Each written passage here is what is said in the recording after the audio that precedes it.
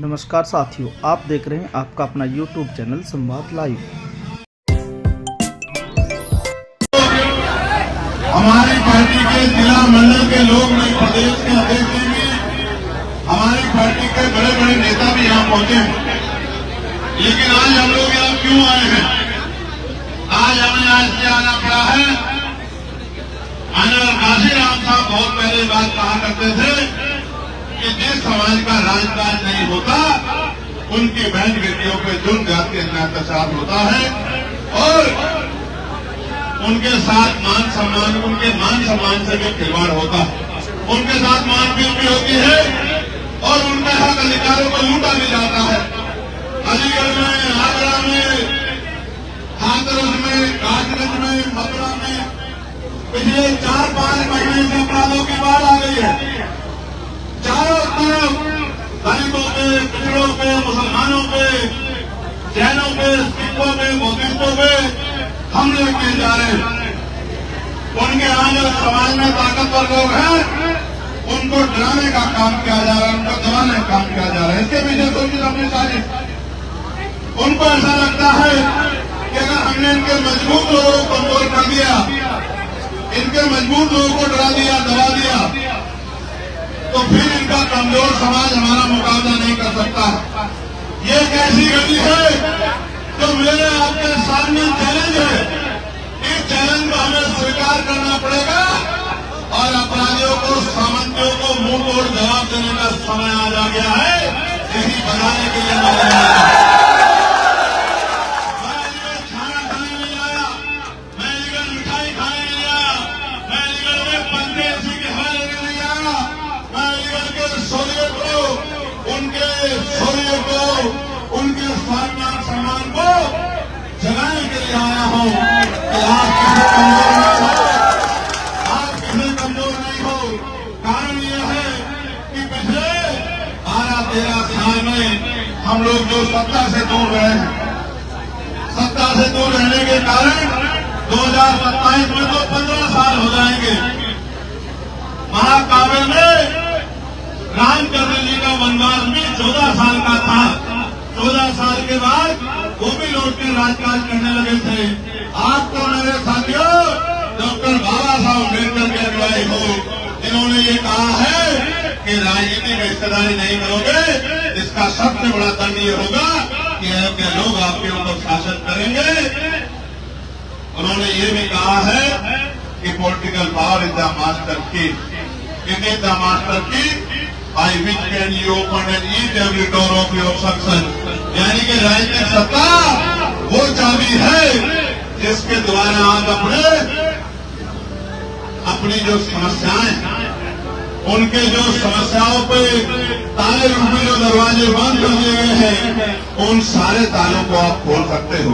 आज आप यहाँ इतनी बड़ी संख्या में जुटे हो, अन्याय होने पे अन्याय को सबक सिखाने के लिए जुटे हो, लेकिन ये अन्याय हम पे क्यों हो रहा?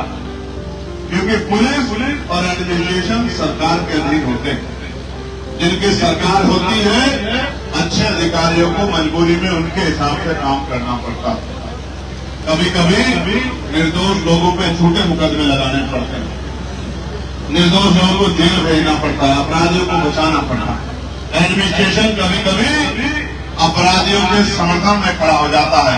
ये तो पूरा क्षेत्र गवाह है, चाहे हाथरस का मामला हो, मथुरा का मामला हो, आगरा का मामला हो, अलीगढ़ का मामला हो, चारों तरफ बहन बेटियां भी सुरक्षित नहीं है, नौजवान भी सुरक्षित नहीं है, समाज के सामाजिक लोग भी सुरक्षित नहीं है, हमारी जमीन भी सुरक्षित नहीं है।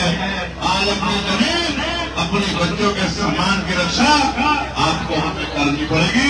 इसलिए आज हम लोग इकट्ठा हुए। जब हम लोग आपस में लड़ते रहेंगे, आपस में एक दूसरे की टांग खींचते रहेंगे, इसको शासन प्रशासन भी देखता है, उनको ये एहसास होता है कि ये तो खुद में एकजुट नहीं है, ये अपने लड़ाई को लड़ने का काम कैसे करेंगे। देखो प्यारे साथियों, वैसे तो मैं समाज के हर एक व्यक्ति से बहुत प्यार करता हूँ, लेकिन जो लोग मेरी बात को नहीं मानते, उन पे मेरी नाराजगी भी इसका रूप में बड़ा सख्त रहता है। अक्सर आप देखते हैं कई बार मैं अपनी नाराजगी में पुलिस के भाइयों के साथ भी नाराज होता दिखाई देता हूं। जब आपने कुर्सियां बिछी हुई तो आपको पीछे जाना चाहिए। आप जबरदस्ती में बिछी हुई कुर्सियों पे लोग घंटों से बैठे हैं, आप जबरन आके आपने हिस्सा घेर दिया, क्योंकि वो बेचारा शांति से बैठे, आपको कुछ कह नहीं रहे। अब आप यहाँ खड़े होके कोई इधर को ठुमका लगा रहा है, कोई उधर को ठुमका लगा रहा है, फिर कामों में दर्द की चिंता भी, इतनी चिंता थी तो पहले आके बैठना चाहिए। तब तो आप आके बैठे नहीं, तब तो आप इधर उधर घूम रहे थे, कभी इस मंदिर की तरफ जा रहे थे, कभी इस बिल्डिंग की तरफ जा रहे। अब आपको परेशानी हुई तो कष्ट सहना सीखो, दर्द सहना सीखो। गुलामी के बेड़िया काटना कोई आसान काम है क्या? जब ये देश आजाद हुआ, इस देश को आजाद कराने वाले क्रांतिकारियों ने अपने खून से आजादी को, क्रांति की लड़ाई को लड़ा, अपने खून से उस मिट्टी को दान करके तब जाकर आजाद दिलाने काम किया। ऐसे थोड़े आपको क्या लग रहा है? आजादी को थाली में सजा के लगा गया। क्यों भाई? दलित समाज के लोग आप राजकाज ले लो, पिछड़े वर्ग के लोग आप राजकाज ले लो, बहनों आप राजकाज ले लो, मजदूरों आप राजकाज ले लो, मुस्लिम समाज के लोग आप राजकाज, ऐसे में थोड़ा जाता है। लड़ाई लड़नी पड़ती, संघर्ष करना पड़ता है, पसीना बहाना पड़ता है, जुल्म सहने पड़ते हैं, आरोप करने पड़ते हैं, अन्याय करना पड़ता है और अन्याय के खिलाफ लड़ाई लड़नी पड़ती है। तब जाकर ये राजकाज आपका हिस्सा में आता। जो लोग आज राजकाज कर रहे हैं उनको मांगने मिला है, उन्होंने संघर्ष किया है, तब जाके उनको राजकाज मिला है। आप भी अगर चाहते हो कि आपको राजकाज मिले, मैं बात कह रहा था कि पिछले 13-14 साल से राजकाज हमसे दूर, राजकाज दूर होने के कारण आज बहन बेटियों पर जुल्म भी होता, कोई पीट देता है, बाद में आरोप लगा देता है कि तो किसी बच्ची को आप सब कह रहा था और सड़क पर शारीरिक रूप से पीट के खाल उतार लेता, क्योंकि वो देख लेता है ये नीला पटका पहने हुए है तो बाबा साहब अम्बेडकर का अनुयायी है, ये सरकार बाबा साहब के खिलाफ है। और मैं ऐसे नहीं कह रहा हूं कि सरकार बाबा साहब की विचारधारा के खिलाफ है। इस बार डॉक्टर बाबा साहब अम्बेडकर की जयंती पर लेकर के लोगों ईमानदार से बताओ, क्या किसी एक भी नए गांव में बाबा साहब अम्बेडकर की शोभा यात्रा निकालने की परमिशन मिली क्या आपको? क्यों आपके आदत हिले? इसका मतलब समझते हो, अगर बाबा साहब के बच्चों की सरकार होती तो हर गांव में बाबा साहब अम्बेडकर की जयंती धूमधाम से बनती और शोभा यात्रा निकलती। लेकिन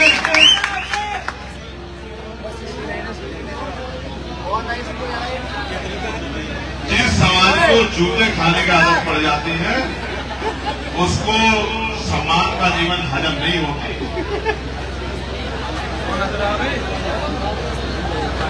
जो गुलाम समाज होता है वो गुलामी में भी खुश रहता है। मैं इसकी एक कहानी आपको जरूर सुनाऊंगा। एक बच्चे की एक हरकत में मुझे ये कहानी सुनाने के लिए मजबूर कर दिया। माने मंत्री जी, एक बार मान्यवर काशीराम साहब ऐसे ही एक रास्ते से गुजर रहे थे। जब गुजर रहे थे तो उनके साथी भी उनके साथ साथ चल रहे थे। उन्होंने कुछ आवाजों को सुनकर गड्ढे की तरफ झांक के देखा, जो दाई तरफ बाई तरफ में गड्ढा था। उस गड्ढे में 4-5 छोटे छोटे कुत्ते के पिल्ले लेटे हुए थे। उन्होंने गौर से देखा, देख के उनमें से एक बच्चे को उठाया, बाहर निकाला और फिर आगे बढ़ गए। बाकी लोगों ने देखा बच्चे तो कई सारे हैं, साहब ने एक को निकाला और वो भी आगे बढ़ गए। शाम के समय सब लोग ऐसे ही इकट्ठा हुए तो सवाल पैदा हुआ कि साहब एक बात पूछनी थी। तो साहब ने कहा बताओ।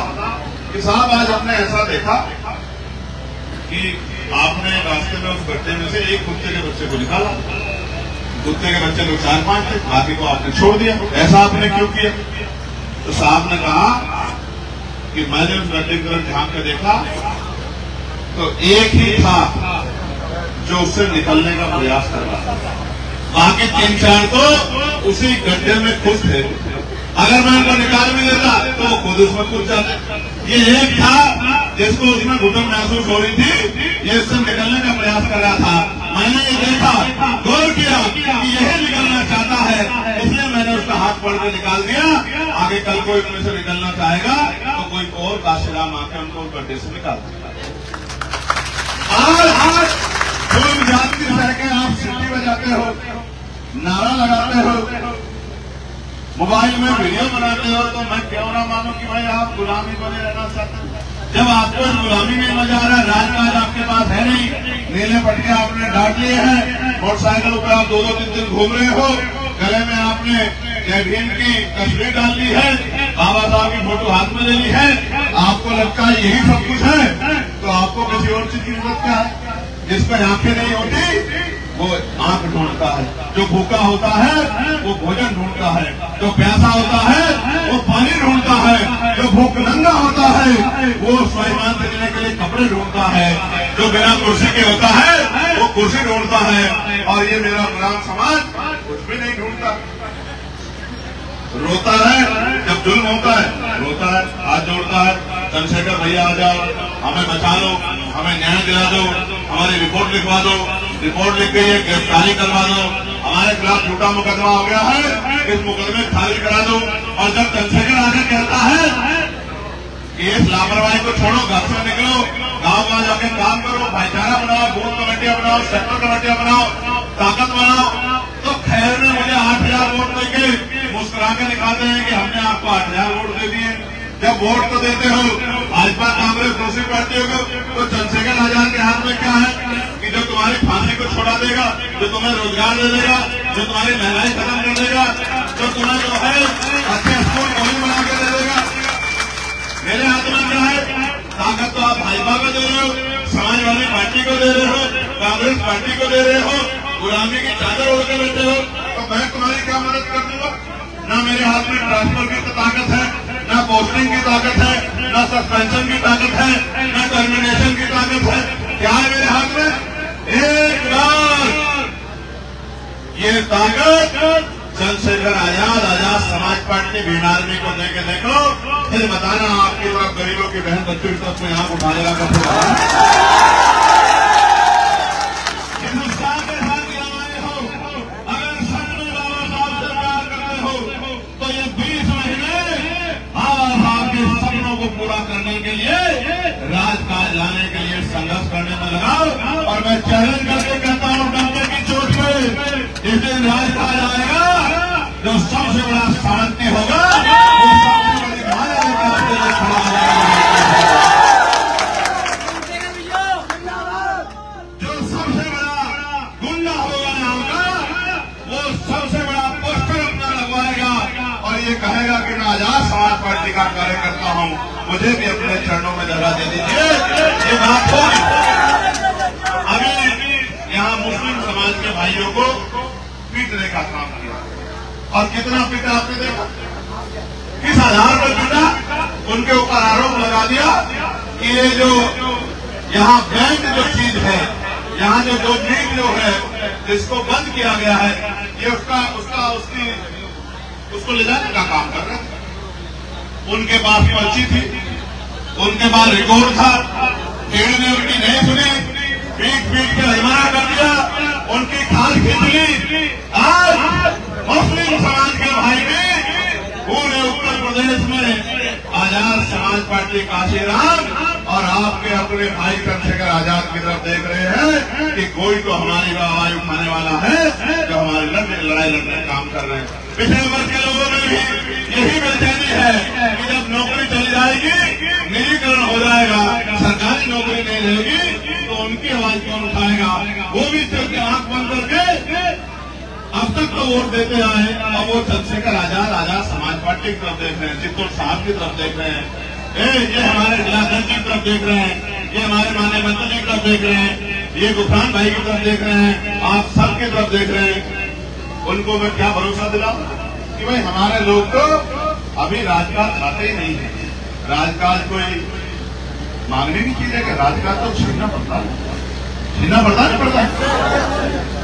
8 घंटे मेहनत करते हो, मजदूरी करते हो कि 2 टाइम की अच्छी रोटी मिल जाए, आत्मसम्मान का जीवन मिले, इसके लिए 2 घंटे क्षेत्र में निकल के काम नहीं करते। मेरे आने में मोटरसाइकिल दौड़ाते घूमते हो। असल अगर मुझसे प्यार करते हो तो मेरे जाने के बाद गांव-गांव निकल के लोगों को जोड़ने का काम करो, भाईचारा बनाने का काम करो। अब तो बात है, वरना फिर क्या बात है कि मैं आ गया तो वोट करने क्या है। मैं आपको फिर कहता हूं, राज आएगा तो काज होगा, नौकरी मिलेगी, लोन मिलेगा, रोजगार मिलेगा, जमीन मिलेगी। जुल्म जाति अत्याचार देश छोड़ के भाग जाएगा, सरकार प्रदेश में बनेगी और अत्याचार देश छोड़ के भाग जाएगा, क्योंकि सबके कानों में खबर जाएगी कि अब जुल्म का करोगे तो चैन से नहीं बैठ पाओगे, जेल जाना पड़ेगा, सजा होगी। बहन बेटियों का सम्मान होगा, अच्छे स्कूल बनेंगे, अच्छे कॉलेज बनेंगे, अच्छी यूनिवर्सिटियां बनेंगी, एम्स बनेंगे, एयरपोर्ट बनेंगे, इंडस्ट्रियल एरिया लगेगा, गरीबों को घर मिलेंगे, सम्मान का जीवन मिलेगा, सब कुछ मिलेगा अगर राजकाज लाओगे। और नहीं लाओगे तो फिर कहीं और से गोली आके लगेगी, फिर क्या करोगे? आप बताओ, कोई आपके आवाज उठाने वाला है तो भाई आप किसके भरोसे बैठे हो? तो मेरे भरोसे बैठने से काम नहीं चलेगा ना, मेरे साथ मिलकर संघर्ष करने से काम चलेगा। रोज एक घंटा निकलो। देखो सुनो नौजवानों, कोई कहेगा कि नौजवान जिम्मेदार नहीं, मैं नहीं मानूंगा, क्योंकि इस देश का इतिहास कहता है कि 19 साल के थे सरदार प्रताप सिंह सराभा, जिन्होंने देश की आजादी के लिए बलिदान दे दिया था, फांसी का फंदा चूम गया। शहीद आजम सरदार भगत सिंह 23 साल के थे जब उन्होंने देश के लिए भूख हड़ताल के 50 दिन से ज्यादा और फिर हंसते हंसते फांसी का फंदा चूम लिया, सम्मान नहीं चुकने दिया। आप 20-20, 25-25, 30 साल के नौजवान मेरी बात को गौर से सुनो, घर से निकलो, गांव में जाओ, गांव में जाके बाबा साहब के बारे में, आजाद समाज पार्टी के बारे में, हमारे संघर्षों के बारे में समाज को बताओ। समाज के अंदर विश्वास पैदा करो कि एक मौका आप हमें दो, घर से निकलो, एक गांव को तैयार करो, 2 गांव को तैयार करो, बूथ कमेटी बनाओ, सेक्टर कमेटी बनाओ, भाईचारा कमेटी बनाओ, व्यवहार पैदा करो और अगले 20 महीने काम करो, पूरे 5 साल इज्जत की जिंदगी प्राप्त करो। उसकी गारंटी मैं आपको लिखित करके देता हूँ, ट्रेड लेकर। और इस 20 महीने में कभी आ गया कोई तो इधर भाग के चले गए, कभी आ गया तो भागते, ऐसे ही रहोगे तो फिर अगले 5 साल जो जुल्म होगा उसके जिम्मेदार आप लोग होंगे। जितनी बच्चों का रेप होगा, गरीबों की बच्चों का उसके जिम्मेदार आप सब लोग होंगे, क्योंकि आपने लापरवाही दिखाई, आपने ताकत नहीं बनाई। इसलिए आज सामंती जो है बच्चों की तरफ आंख उठा के देख रहे हैं, ये सिर्फ आपकी गलती, आपकी लापरवाही की वजह से। समाज में क्या इज्जत बनेगी आपकी? कि इनकी नालायकी की वजह से, इनकी लापरवाही, इनकी गैर जिम्मेदारी की वजह से आज हमारी ताकत नहीं बन पाई। ऐसा बनना चाहते? ऐसा बनना चाहते? क्या जवाब दोगे उन बहनों को जो भरोसा करते हैं कि नीले पट्टे वाली हमारे देश की रक्षा करें? क्या जवाब दोगे? उन माओ को क्या जवाब दोगे जिनके आंसू नहीं सूख रहे? मैं माननीय मंत्री जी को ये कहना चाहता हूं, माननीय मंत्री जी, ये हमला सिर्फ आप पे नहीं है, ये हमला हमारे पूरे समाज पे, हमारे मूवमेंट पे है। इस हमले को हम लोग बर्दाश्त नहीं करेंगे। ये बात मैं आपको बताने के लिए आज अलीगढ़ आया हूँ। आप चिंता मत करना, हम सब लोग आपके साथ ढाल बनकर खड़े हैं। आप अपने आप को अकेला महसूस करें। और ये बात माननीय मंत्री जी के लिए नहीं कह रहा हूँ, मैं जिलाध्यक्ष जी को भी कह रहा हूँ, मैं यहाँ बैठे हर एक बहादुर अपने भाई को कह रहा हूँ, खड़े हो जाओ पैरों पे। यहाँ नहीं, कभी यहाँ खड़े हो जाओ। हाँ, मैं तुमको जानता हूँ, मेरी बात को पता नहीं क्या सोच करता। क्रांति खून मांगती है, खून देने का जज्बा है या नहीं, ये तो बताओ। तो मेहनत करो, मेहनत। घर से निकलो, लोगों को जोड़ने का काम करो, माँ बहनों को समझाने का काम करो, अपना निशान बताने का काम करो, बूथ कमेटियां बनाओ, सेक्टर कमेटियां बनाओ और चेहरा रंग से नहीं चमकेगा, कपड़ों से नहीं चमकेगा, काम से चमकेगा। समझे? देखो माननीय मुख्यमंत्री जी तो संत है, संत आश्रम में रहते थे। कहाँ रहते थे? आश्रम में। वहां एक पीठ है बहुत बड़ा, भगवा वस्त्र पहनते हैं। आपके तरह मेरी तरह पैंट शर्ट नहीं पहनते, भगवा वस्त्र पहनते हैं, पूजा पाठ करते हैं, सुबह से शाम तक लगे रहते हैं। उससे उनके हाथ में इतनी ताकत नहीं आई कि किसी को न्याय दिला सके। असल ताकत कहां से आई? जब उनको प्रदेश के लोगों ने मुख्यमंत्री बना दिया, तभी तो ताकत आई ना। अब आप बताओ कि पूजा पाठ करने से ताकत आएगी या लोकतंत्र में वोट की ताकत से सरकार बना के ताकत आएगी? आप बताओ। जब सरकार बनती रहेगी भाजपा की और पार्टियों की, तो आपकी कैसे ताकत बनेगी? समझदार बन जाओ, मन पक्का करो, मन पक्का। ये तय करके निकलो कि आज मैं कम से कम 50 लोगों को जोड़े बगैर घर नहीं लौटूंगा। आज मैं 50 लोगों को अपनी बात को बता के समझा के अपने भाई के हाथों को मजबूत करने का काम करूंगा। इस जुल्म को करने वाली सरकार के ताबूत में 50 कील ठोकने का काम आज मैं करूंगा। ये बात को सोच के घर से निकला करो, तभी जाकर बात करना। आप यहाँ आए हो, आज आपने एक छोटे से कॉल पे संख्याबल दिखाया है। मैं अपने पूरे पार्टी के सम्मानित साथियों का धन्यवाद करता हूं और आपसे कहना चाहता हूं, और यहां आपके माध्यम से प्रशासन पुलिस से भी कहना चाहता हूं। देखो भाइयों, पुलिस का मुझसे बड़ा कोई हितैषी नहीं है, कोई हितैषी नहीं। मैंने पार्लियामेंट में जिस परेशानी को पुलिस के लोग रोज झेलते हैं, क्या बच्चा बीमार है, पत्नी बीमार है, बहन बीमार है, माँ बीमार है, पिता बीमार है, बहन की शादी है, भाई की शादी है, बच्चों की पढ़ाई का मामला है, छुट्टी नहीं मिलती। मैं अकेला आदमी हूं जिसने पार्लियामेंट में ये आवाज उठाने का काम किया कि इनको सप्ताह में एक दिन छुट्टी मिलनी चाहिए। ये मांग उठाने का काम पार्लियामेंट में आपके चंद्रशेखर आजाद ने किया।